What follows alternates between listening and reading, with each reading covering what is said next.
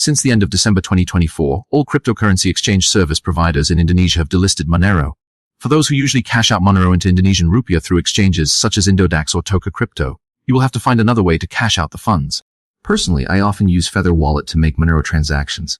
Before this delisting, I used to transfer a certain amount of Monero from my wallet using Feather Wallet to the Monero deposit address at Indodax or Toka Crypto. After that, I sold it and exchanged the Rupiah. However, now this method can no longer be used.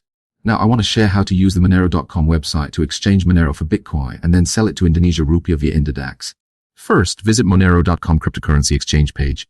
Then, click the swap button on the form that appears to show that you will exchange a certain amount of Monero for Bitcoin.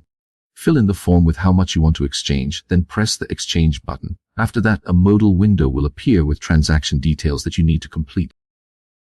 Because I am selling the Bitcoin via Indodax, enter the Bitcoin address used to deposit Bitcoin into your Indodax account in the recipient wallet field. In the refund wallet section, enter your Monero wallet address. Funds will be returned to the refund wallet if the transaction is unsuccessful. Then, click the exchange button. The modal window display will change to show the amount and where the Monero to be sent. Copy the Monero wallet address that appears, then send funds to that address from your non-custodial wallet according to the requested amount. Wait for the swap process to complete, and finally, check whether the funds have been received in your Bitcoin wallet on Indodax. Keep in mind that the swap process takes quite a long time, and confirmation of deposit transactions on Indodax can also take around 10 to 30 minutes. Once the deposit status changes from pending to success, you just need to sell the Bitcoin from the swap you have done, then transfer the proceeds to your bank account. Thanks for watching. Oh, and anyway, this video is based on my personal experience using Monero.com by Cake Wallet.